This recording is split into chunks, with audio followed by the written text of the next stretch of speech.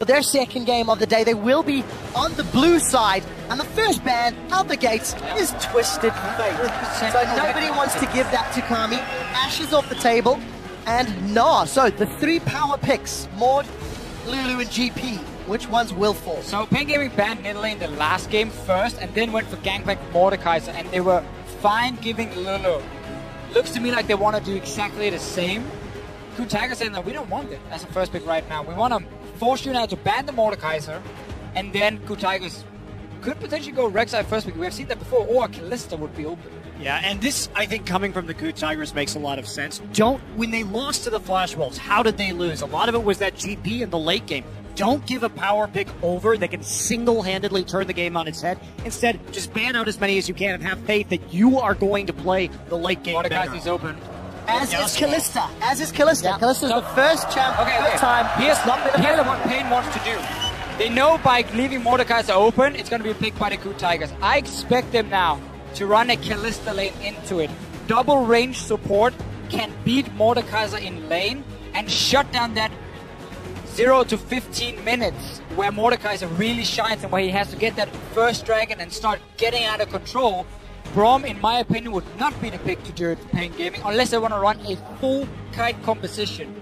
You still got to get to that late game, though, versus the Mordekaiser. Right, and that's going to be a big problem because the Lulu's already been banned out. Sure, you could take the Braum here, but that may not be enough. And for those of you wondering why the Yasuo is banned by paiN Gaming, in the playoff run that we saw the KOO Tigers go through in Korea, they like to run Malphite Yasuo, huge wombo combo compositions, and it's a dangerous champion to let them have because they build around it so well.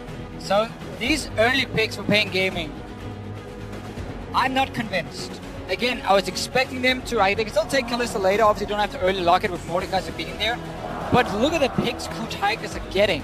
You now have a perma-pushing mid laner with a Nash's Tooth who says, oh, you have a dragon, by the way? Join my lane. We can take this tower. I'm already pushing it in for you. You have a solo laner in Darius who can handle himself in these poke compositions so well as well. And here's the thing that might come in, too, is the Blitzcrank, because Mordekaiser Blitzcrank is an incredibly strong lane in the laning phase. And the way you want to play around Mordekaiser compositions is just sit at the dragon early, set up a ring of wards, grab somebody, kill them immediately, take the dragon, then siege with that Azir. So this is something that may happen. They're waiting a little bit later in the draft.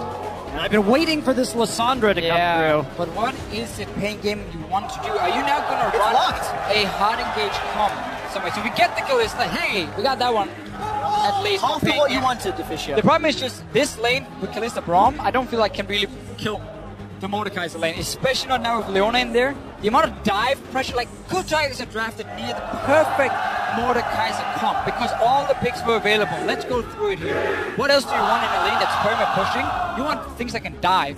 What does Elise do the best? She dives towers so effectively. Together with Leona, the amount of CC is insane. And how do you play around that dragon? You create picks with the Leona, does act in a way as a single target CC champion, just like the Blitzcrank does. And one thing is, the other champion that Gorilla's been spamming in solo queue, which surprised me alongside Tom Gedge, tons of Leona games here in Europe. So definitely, he's showing a bit of his hand before going into the quarters. You need wave clear if you're paiN Gaming. So Victor is correct in the mid lane. With this comp, I mean, when you see a Mordekaiser and a Darius, you normally say, okay, we need to be able to kite them. Because Mordekaiser in the late game, as a melee champion, it becomes very difficult for him to get that 3 hits on his Q. One-shot that 80 carry, so you kite him and you kite him. You still gotta get past the early game. Now paiN Gaming has drafted a comp where there's some elements of hard engage from a Lissandra Gragas, but you do not want to dive onto the Mordekaiser. He wants you to do that. To me, this just reeks of their last game. We take a look at their composition in the last one, and there's a little bit of a mixed message being sent here by the composition, and I have to say it's going to be probably very tough for them to handle KOO's comp. Well, laning phase, all important. RTT himself talked about the early game strengths of paiN Gaming. KOO showed no weakness in their early game against CLG. And we're going to see Mordekaiser again here in the World Championships. This time paired with Leona. It's not the Blitzcrank kill lane. This is the go forward. This is the go forward kill lane with Leona. Leona is close enough. Again, it's all about perma pushing with double relic shield, set up tower dives with the Elise coming down, and then you take the dragon, you move into lane where she is already pushing, and that's a free mid tower. Wow. It sounds so easy. KOO already showed how easy it is for them to execute high-quality strategies a moment ago. And now we're going to see if they can close out paiN Gaming. Remember what is on the line. If KOO Tigers win this matchup, they guarantee themselves a flight to London and a spot in the quarterfinals. Seeding to be determined. But for paiN Gaming, if they lose, they are flying back to Brazil. Everything is on the line for them. For paiN, they need to win this, and they need KOO to lose more games today for them to stand a chance, or rather, still be a flash race. And it seems to me that paiN Gaming, instead of saying we will pick a lane that can kill the Mordekaiser, they're picking a lane and a composition that can be fairly difficult to dive. Braum is in there, and then TP Lisandro, who can join in with the vast amount of CC. We might see just a big party in the bottom lane. Victor will not be able to follow, though, really for himself. My main issue with the Braum pick here is there really isn't anything that Unbreakable is going to block. You know, that it's not really a very useful ability against what KOO Tigers have on the table. So Braum, I feel, is really not an ideal pick in this scenario. Denied it from Gorilla. Yes, that was it, basically. But it has been a comfort pick for paiN. In almost every game, they will early pick that Braum for Dude down in the bottom lane. So it seems to me him just saying, you know what, I need this pick right here. I don't want to try and risk running a lane when we have to kill them. But can always entertain themselves. The French crowd is always entertaining. A lot of help from the French casters. Even chanting paiN Game, just a heads up, as BRTC that did pause some graphic settings he wanted to fiddle with. We'll be back in game very, very shortly. Very concerning. The screen is already grey now. It was just indicating that paiN got an advantage the last time they faced KOO, which dragged the match out. They will not find themselves a target yet, but paiN is fully committed to this invade. We've seen that about paiN, right? Is that they do have those good early lane swaps. They've been able to make some plays on the map. They seem to understand how to take small advantages in the early game, but when it comes to the jazz part of the game, they're going to kill the water. When it comes to the jazz part of the game where you have to go off the sheet music and make it up as you go along, that's where it's not so Actually, I don't think I've ever seen 2 wards killed in that shortest space of time. Smart adaptation. So we had the record shortest game, the record longest game, now the record number of ward kills before 90 seconds. Record number of wards by 2 players. Put it there. Nice. I'm pretty sure that that's an accurate statistic. Well, denies the information, so paiN Gaming now either have to guesstimate. I mean, it's very clear with KOO Tigers, like, guys, let's get standard lanes, and let's just push it into the tower. So it's very smart they're sitting there waiting, denying it, so now paiN Gaming has to make the guess, and it will be standard lanes. So Darius also gets his lane up top. Obviously not ideal, but Sandra is a very good matchup into these melee champions. But we're going to see Milo make plays on the bottom side of the map. The French crowd is still going, just for the record. Wave is never ending. Gromp is picked up there by Dude and BRTT. The plugs were started by Prey and Gorilla. No mistake. Dude got the last hit on the Gromp. Not giving that XP to BRTT.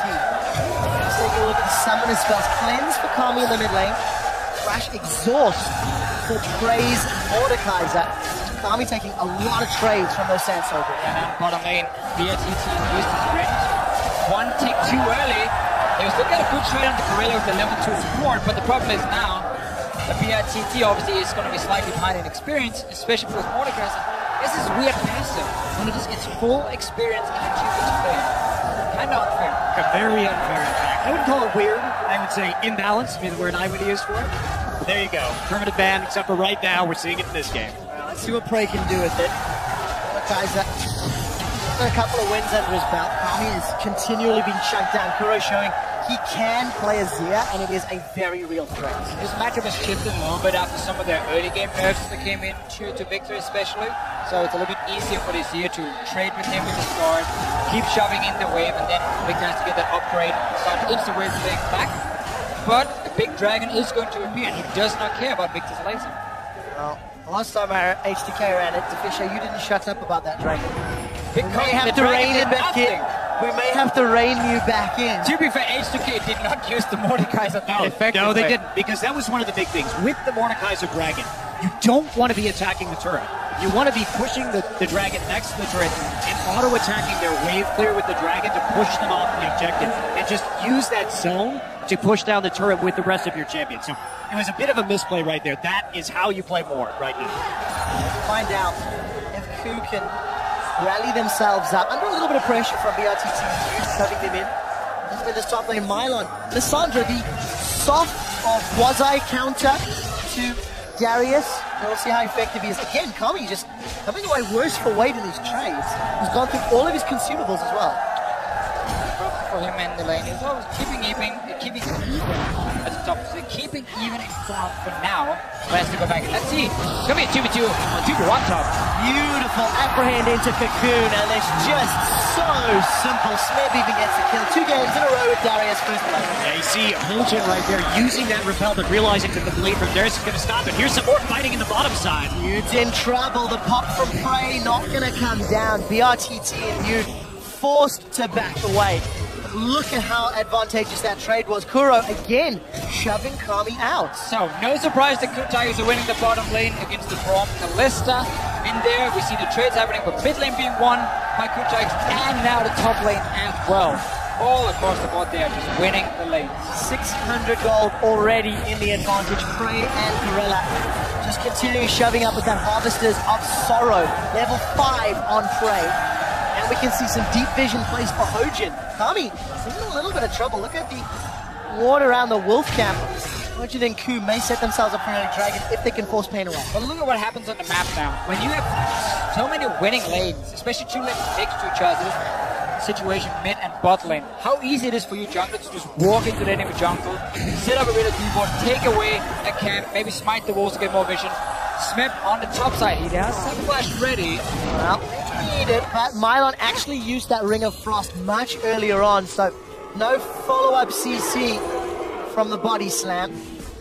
Surtees going to be forced to back away. Mylon just throwing out those ice shards, trying to keep Smeb off. Even though the Darius, of course, does have that limited mobility at the top side, he already has boots too, so he's pretty damn speedy at this point in time and easily able to run away from that gank attempt. And I mean, right now, KOO just waiting, just farming up. It's all about that dragon, how well they can play around on it in the next few minutes. Go back, get your components towards the right eyes, keep engaging with Leonic, because then W gets connected, and you cannot trade with that. Braum has to just back away. He's too low damage on his support. You need double range to poke out that Mordekaiser and also push it back. That's the key thing. One thing BRTT can do is go Hurricane first, just to try and counter the wave clear coming in, like how fast Mordekaiser can push it back, but his damage with it is just not going to be that great. The problem is while that counters the wave clear, it doesn't offer really anything for the team fights that have to be happening around the dragon, because if he's using Hurricane, he has to hit multiple targets, and you have to back off the turret right here. And if he hits multiple targets, he's in range of Leona, he's dead. Yeah, Children of the Grave is available for Prey. Gorilla looking for the dive, getting closer to level 6 Solar Flare. He's not going to connect with the Cocoon this time around, but Mylon's going to back away. I don't like what Hojin is doing, because he knows he doesn't want to dive this early on in the game against the 2v2 lane. So he just keeps getting Smeb ahead, because what's going to happen then is Smeb with his advantage, he's going to take it and bring it to the bottom lane as well with teleport. And suddenly you have a 4-man squad down there for KOO Tigers that's basically unkillable because they've been winning the lane so much. And then you can start setting up the dive, and then you take the dragon, and then you start going from there. And I like the addition of Azir with this Mordekaiser. It's going to make taking towers so much easier. Now Rise with the W, use the soldiers and the dragon to zone everybody away and counterbalance some of the weaknesses of multi-melee carries. And it's just all KOO Tigers. We're 8 minutes in and they've already got themselves CS advantages on every lane, really. And a gold lead thanks to First Blood. Well, and their farm advantage too, right? Smeb's been doing a great job of holding his own in that top side, turning the First Blood into an even greater lead. He goes again. Ooh. Just out of range for the apprehend. The CBITT goes for Cutlass first. So you want to sustain, you want more single target damage. Again, the problem is, if you cannot push back the wave, you'll be stuck under your tower, and then it's no longer 2v2 lane. It will be 2v3, 2v4, maybe even 2v5 if Kuro wants to join in and have some fun. And that's why it starts becoming a big, big problem for this Kalista problem. Or you just take Dragon for free, too. You don't even have to with that. And then you push it in, poke it down, kill it to 30. He's in so much trouble. He flashes away, followed by the repel. He's going to get the body slam. Gets caught out, and it's actually one last auto attack that secures it. The Glacial Fisher has come down, but it's in fact paiN that's got himself the kill. The teleport followed through from Mylon. They're trying to focus Mylon down. In fact, after TPing in, Gorilla and paiN, they are going to take a turret shot. A second one, and paiN's going to be forced to get out. It almost won. Oh, it was a 2v3. Well, Gorilla was actually minion blocked there, so he couldn't actually escape that, but it was Mylon coming down with the teleport, Smeb not willing to follow that one up, so they do trade 1 for 1. But now KOO Tigers with the TP advantage right when they want to take Dragon. And you have early AP now on your Mordecai. Rylai's first item, we see it almost every single time. I think paiN could easily move this ghost paiN might be out in of the trouble. power range. He might get killed by Mylon. Oh, look at that. The Ring of Frost locks him down. Bomb passive is going to be up. There's that TP advantage. paiN flashes forward aggressively. Gets some HP back from the Harvester of Sorrows. Mylon's going to trade autos. Gets taken out by Smeb. We do see Dude rocking up. BRTT is going to try to get away with that passive. The slam dunk from Smeb. Says you will go home, and KOO Tigers look for the tower as well.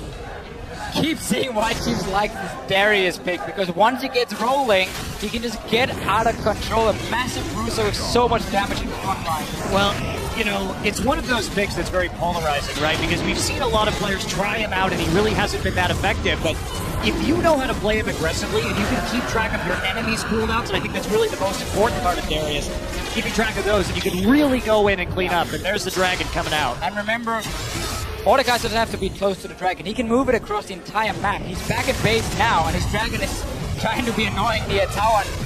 Hit Kami in the head a few times. His tank up to let Kuro get some damage, so This is how you use it. Kami's losing the fight to the ghost of Dragon Past. He'll get dropped eventually, but forced away. That means there's not going to be a death ray here if Kuro wants to keep pushing. Not the greatest use of the Dragon ever, but after that one fight at the bottom side, transitioning to the Dragon, you'll take it if you're the KOO Tigers. You're expanding your gold lead regardless. So you go back and you push the bottom lane some more. And now you can see Gorilla and Hojin. They use it to go and get some deep vision. Hurt them to check the small bush and play out the pink, but obviously want to play it a bit safe as well. paiN is 3 levels up over BRTT right now. In fact, Dude actually has the level advantage over BRTT, so there's really... got the gruff. Yeah, there's really nothing... Going right. There's not really much you can do against paiN Gorilla, because if he tries to walk in that lane with no summoners, he's just going to get killed by the Ignite. Now, this is impressive from KOO Tigers. 11 minutes in, they've got themselves another substantial gold lead. They've got Tower, Dragon, etc. And they're showing off champions that we've not seen previously. KOO Tigers are sending a very big message in a game where they didn't necessarily need to, but they are demonstrating an ability to play champions like Mordecai. Newsflash, they can pick Mordecai No, okay. Of course. But let's remember that paiN Gaming wanted them to pick the Mordecai. They banned Yasuo as the last one. Kuro take a lot of damage though. Is indeed. Oh, he got Battlefield gets the stun, but the Chaos Storm's already worn out. And Kuro's going to be able to get away. Kami just did not have the AP for that to work. But again, paiN Gaming said to KOO Tigers, we want you to pick Mordecai. So we could ban it as the last one because Lulu got banned by KOO Tigers. They could just ban it. All 3 top tier picks are gone. This strategy against it though, I just do not agree with. Picking a bottom lane that's not going to win against Mordecai 2. Obviously the plan was to use the Sandwich to just camp the bottom lane with TPs over and over and over. But you also gave away Elise. You took the Gragas yourself. Gave away Elise, so there's a stronger early jungle on the side of KOO Tigers. Where the composition shines in the early game. So paiN Gaming is giving away too many picks for KOO Tigers. Serti's down. Caught by a cocoon and it's just coming apart at the seams. Well, there's a pink ward in the river, so they know it was absolutely free to walk up into that blue buff. They had the timer on it. Now they're really going to be putting the pressure on. Smeb has already pushed out the top lane, so he can just sit here and auto the turret right in mid. That's going to be the mid turret going down in the first tower of the game. And this really just opens up absolutely everything. Exceptional play for the KOO Tigers. Their decision making, pressure on the map. Smeb 40 CS up, 60 CS for paiN over BRTT. This early pick Brahmas, the Fisher has highlighted many times, simply just not paying off. And for paiN, The only option is now wave clear from Surti and Kami to stall this out, but I feel like Darius and Mordekaiser are just so far ahead, highly unlikely. Drop of a CS for the Mordekaiser, and Dragon should be up in about 3 minutes time. He's already looking to secure that one. And in a group that a lot of people call the weakest group of the World Championship, Group A, we're still seeing a KOO Tigers team who are showing that early game for them, they can make great plays. CLG, 2 games in a row, they were so dominating from the start, outplaying mechanically CLG. And to me, that just really shows how good this team can be, because again, they used to fall behind. They used to not do that well in the early game of their career. If they fix that, if they can do this against even better teams, well, that's going to be the true test. That's going to be the test, right? Getting into the bracket stage. Well, it's not only that. I mean, we talk about a player like Kuro, and we came into today saying that this guy's a 39 KDA. He's 1 death before dying to pole belter in that mid lane in the last game. Was a tower, a fountain dive at the end of the CLG game on Victor. So his individual performance has really stepped up, I think, at this tournament so far. Has he had the toughest opponents? No, that's true, and he's going to need to keep getting better if they want to make a deep run at this event. But it's an encouraging sign, for sure. Yeah, I still think that KOO Tigers are showing that they could be looked at as the 3rd best team right now in this tournament, because LGD has been falling off. KT lost Origin, obviously. They are very close between KT and KOO, and Origin up there fighting that 3rd spot. I wouldn't count EDG. Bold play. EDG's the 2nd, don't worry. It's 2. We're talking only a 3rd spot. Only a 3rd spot. Only the 3rd spot. Well, we'll see more games from each of the respective teams, but yeah, all outer towers have dropped. Dragon's up in now 1 minute. Prey was able to get that ghost. He shoved Kami away from that mid lane, but look, bottom lane shoved up. There is a plethora of wards in paiN Gaming's everywhere, and KOO can just make all of the informed decisions. I mean, Smeb is solo pushing top lane with 0 resistance. Yep, proxy farming as well, just getting behind that turret. He's going to get some more gold right before this comes up. Just has a chance to deny some CS and recall very freely. And Hojin just delaying paiN, and you can see they already have a ring around the dragon. They're trying to deny any kind of vision from paiN going in there, and Smeb just keeps pushing. Gonna get to that inner turret, get some damage on it. KOO, they're not gonna waste time. Prey's 3 levels above BRTT. It's been that way this whole game. Gorilla's a level above BRTT. Do you need with Mordekaiser? Here we go. Dragon up in 1. Smeb just floating about in the enemy jungle, and 2-man drag. Hojin and Prey going in for that objective. So KOO set a record for the 2nd highest gold lead at 20 minutes against Counter Logic Gaming earlier today at around 11,000 gold.